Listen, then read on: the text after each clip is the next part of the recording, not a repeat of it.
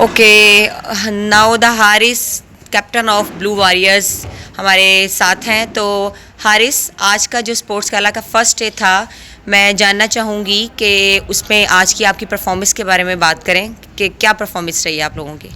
पहले तो हमारी परफॉर्मेंस कुछ इतनी खास नहीं थी, लेकिन बाद में हमने रेस के अंदर काफ़ी अच्छा कमबैक किया, स्कोर लेवल कर दिए। हालांकि हम मतलब 2-3 स्कोर से लीड पे जा रहे थे, लेकिन फिर वो हैंडबॉल के अंदर थोड़ा सा मिस्टेक्स हुई, जिसकी वजह से फिर लेवल हुआ। और कबड्डी के अंदर हमने थोड़ा सा मतलब गलती वगैरह की हैं, जिसकी वजह से मतलब आज थोड़ा सा स्कोर हमारे पीछे रह गए हैं।